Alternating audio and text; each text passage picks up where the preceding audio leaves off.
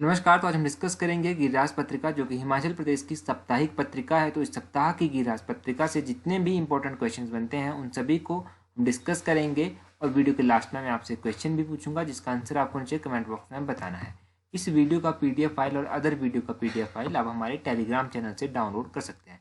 चलिए स्टार्ट करते हैं आज की वीडियो का फर्स्ट क्वेश्चन। क्वेश्चन नंबर 1 है, recently rhesus macaque animal has been declared vermin in Mandi district of Himachal Pradesh, which animal is the name belong. तो हाल ही में हिमाचल प्रदेश के मंडी जिले में राशीस मकाक जानवर को पीड़क जंतु घोषित किया गया है। यह किस जानवर का नाम है? देखिए, राशीस मकाक ये है मंकी का नाम, बंदर का नाम है। ये ऑप्शन बी जो है वो सही आंसर है।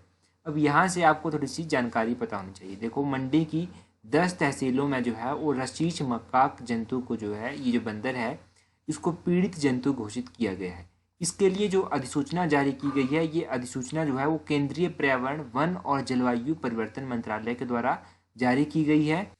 देखो, बंदर जो है वो फसलों को नुकसान पहुंचाते हैं, तो इसीलिए जो है इसको ये किया गया है। परंतु यहाँ पर कंडीशन रखी गई है कि जो 10 तहसीलें इन्होंने बताई हैं, इन 10 तहसीलों में जो है वो, अगर बंदर जो है वो निजी भूमि को नुकसान पहुंचाते हैं तभी बंदरों को मारा जा सकता है। अगर बंदर जो है वो कोई निजी भूमि के अलावा जो है, ये सरकारी या कोई वन विभाग की भूमि है, वहां पर बंदर नुकसान पहुंचाते हैं तो उनको नहीं मारा जा सकता। ठीक है, तो यहाँ से आप यही याद रखेंगे। अगर हिमाचल प्रदेश में हम बात करें तो हिमाचल प्रदेश की 91 तहसीलों में जो है वो रशीश मकाक बंदर को जो है वो पीड़क जंतु घोषित किया जा चुका है। अब ये रशीश मकाक के बारे में अगर आप और जानेंगे तो देखो, यहाँ से आप याद रखिए कि IUCN की जो है, इसको रेड लिस्ट में डाला गया है। IUCN की, ये मोस्ट इंपॉर्टेंट है, और लीस्ट कंसर्न्ड कैटेगरी में इसको रखा गया है। ये दो चीज़ें भी आप याद रखें कि रेड लिस्ट में इसको रखा गया है और लीस्ट कंसर्न्ड स्टेटस जो है इसको दिया गया है। किसी भी जानवर को वर्मिन डिक्लेयर किया जाता है जब, तो देखो, ये वाइल्ड लाइफ प्रोटेक्शन एक्ट 1972 का जो एक्ट है, वाइल्ड लाइफ प्रोटेक्शन एक्ट, इसके बारे में भी एग्जाम में पूछ लेता है।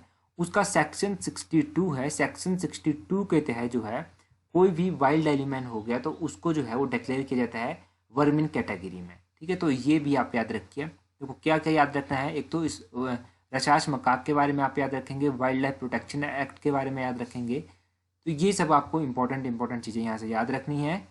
देखते हैं हमारा नेक्स्ट क्वेश्चन क्या है। नेक्स्ट क्वेश्चन है अपना, department of fisheries government of Himachal Pradesh under blue revelation has envisaged construction of how many hectare new ponds and trout units in state by 2022।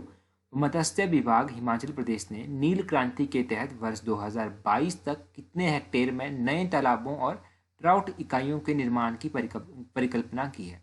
ये क्वेश्चन जो है वो पूछा भी जा चुका है एलाइड में। देखो, इस क्वेश्चन का जो सही आंसर है वो है ऑप्शन डी, 1000 हेक्टेयर नए पौंड और 1000 ट्राउट यूनिट। ये परिकल्पना जो है, इसके निर्माण की परिकल्पना जो है, हिमाचल प्रदेश मत्स्य विभाग के द्वारा रखी गई है।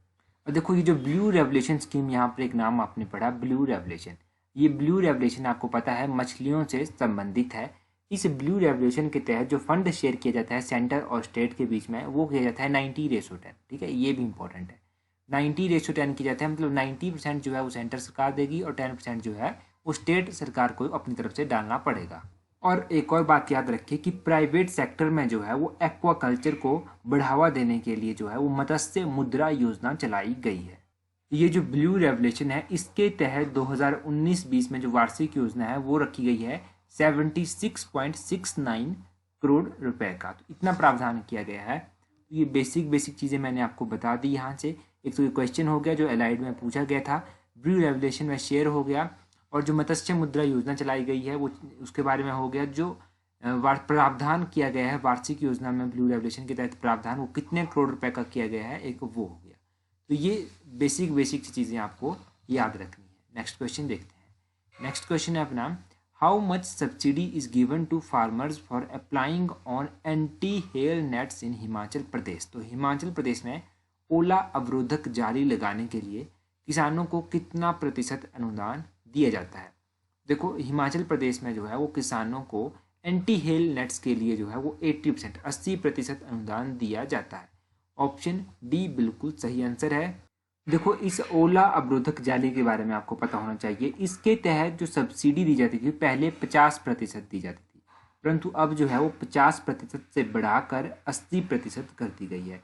ठीक है, एक तो ये हो गया। दूसरा है कि हिमाचल प्रदेश सरकार के द्वारा एक पॉली हाउस खेत संरक्षण योजना भी है। तो पॉली हाउस के तहत जो संरक्षित खेत हैं उनको बढ़ावा देने के लिए जो है वो 50% से, पहले मतलब 50% अनुदान दिया जाता था, सब्सिडी दी जाती थी, अब 50 से बढ़ाकर 85% कर दी गई है। तो ये भी आप याद रखिए। फिलहाल के लिए यहाँ से आपको यही दो चीज़ें याद रखनी है कि एक ही एंटी हेल नेट्स के ऊपर कितना सब्सिडी दिया जाता है और दूसरा जो है पॉली हाउस। तो पॉली हाउस और एंटी हेल इन दोनों का डिस्काउंट आप याद रखिए। पॉली हाउस का आई थिंक पूछा भी जा चुका है, तो हो सकता है कि एंटी हेल का अभी पूछ ले। तो ये दो क्वेश्चन यहाँ से याद रखेंगे। नेक्स्ट क्वेश्चन देखते हैं। नेक्स्ट क्वेश्चन है how much pension provided under social security scheme for person above 70 years. ठीक है, तो 70 वर्ष से अधिक आयु के सामाजिक सुरक्षा योजना के अंतर्गत कितनी पेंशन दी जाती है। देखो, अगर कोई 70 ईयर से अबव है, ठीक है, तो उसको जो पेंशन दी जाती है उसको दी जाती है ऑप्शन डी 1500 रुपया। 1500 रुपया उसको दिया जाता है। देखो, ये जो सोशल सिक्योरिटी स्कीम है इसके बारे में मैं आपको थोड़ा सा बता देता हूँ। देखो, ये जो सोशल सिक्योरिटी स्कीम है इसमें जो पर्सन आते हैं जिनकी उम्र 60 या 60 वर्ष से अधिक है परंतु 70 वर्ष से नीचे है, मतलब 60 to 70 ईयर्स में जो भी लोग आएंगे, जितने भी वृद्ध लोग आएंगे उनको दिया जाएगा 850 रुपया पर मंथ। ठीक है, तो अगर कोई 70 वर्ष से ऊपर आता है तो उसको दिया जाएगा 1500 रुपया पर मंथ। ठीक है, ये दो चीज़ें हैं यहाँ से याद रखने के लिए।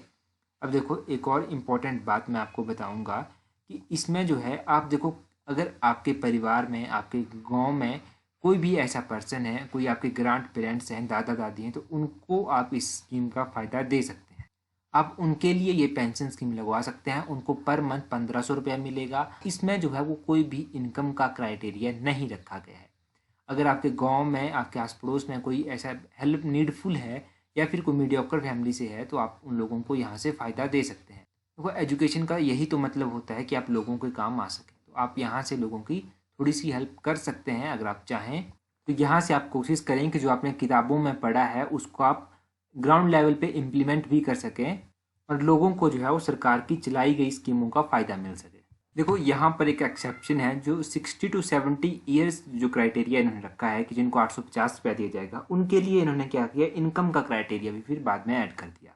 वो कितना है, वो 35,000 से अगर कम इनकम है उसके लिए ये है। परंतु जो 70 ईयर्स का क्राइटेरिया है, ठीक है, 70 ईयर्स में 1500 रुपया दिया जाता है, तो इसमें कोई भी इनकम का क्राइटेरिया नहीं है।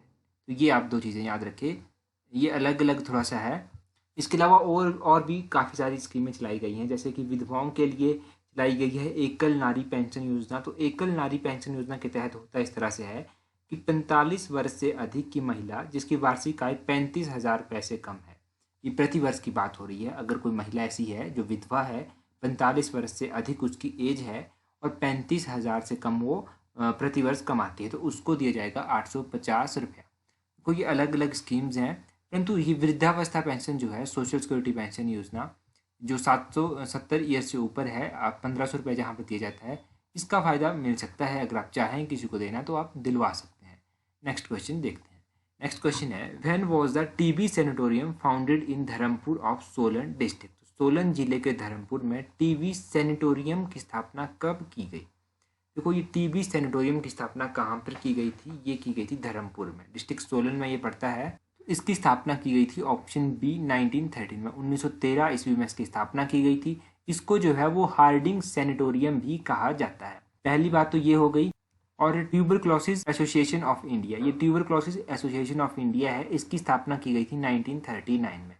पहले तो ये दो चीज़ें आपको इंपॉर्टेंट हैं जो याद रखनी है। देखो, डिस्ट्रिक्ट सोलन का जो कसौली है, कसौली में जो है एक पैस्चर इंस्टीट्यूशन भी स्थित है।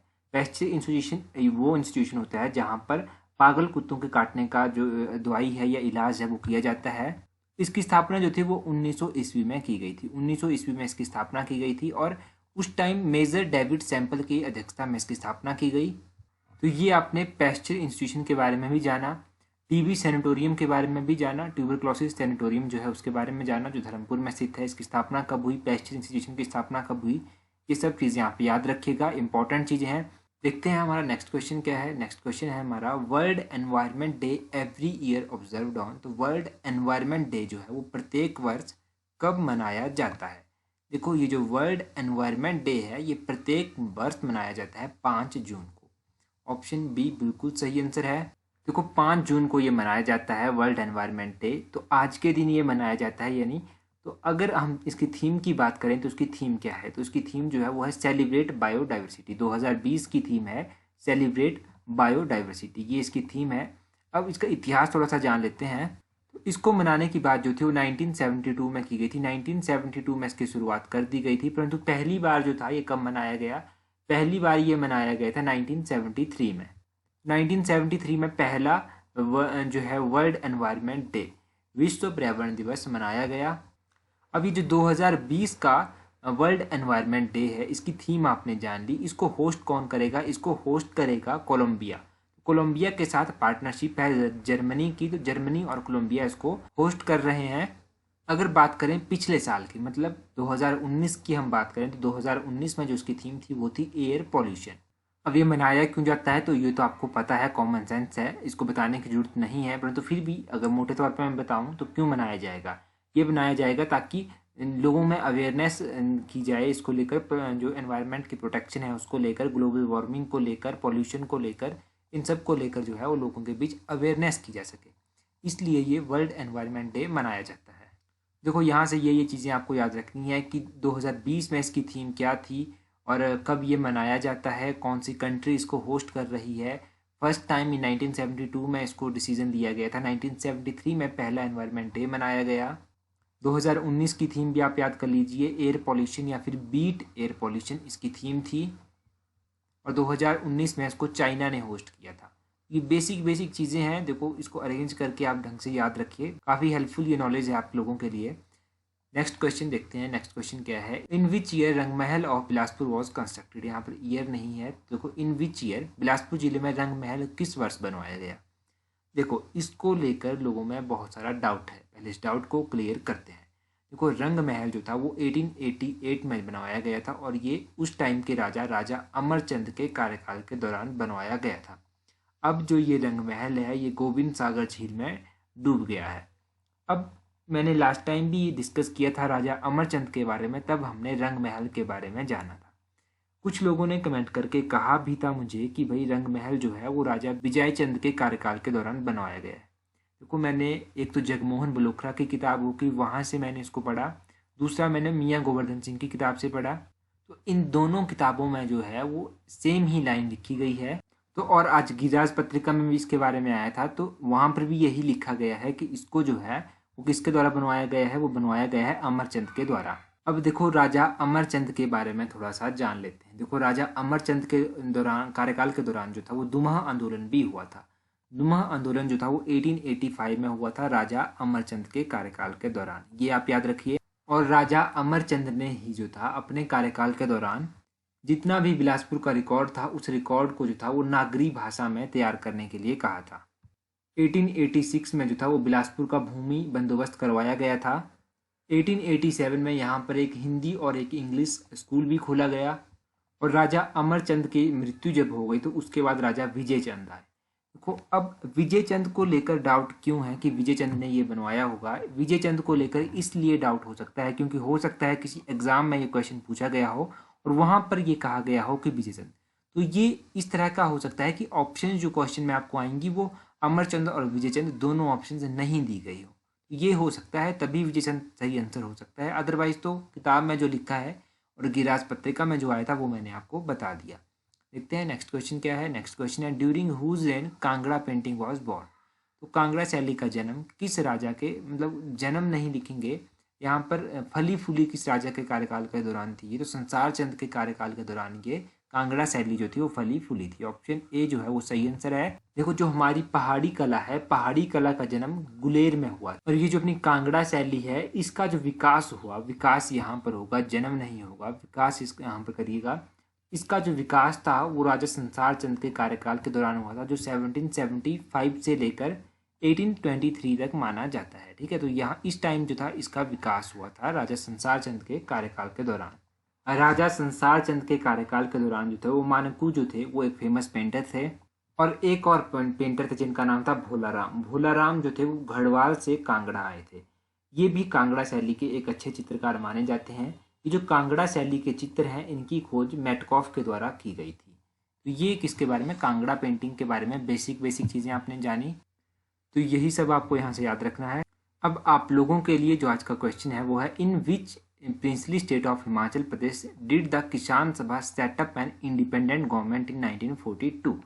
हिमाचल प्रदेश की किस रियासत में किसान सभा ने 1942 ईस्वी में स्वतंत्र सरकार की स्थापना की थी। तो इस क्वेश्चन का आंसर कमेंट करके जरूर बताएं और वीडियो को शेयर जरूर किया कीजिए। तो that's all for today, thank you for watching the video.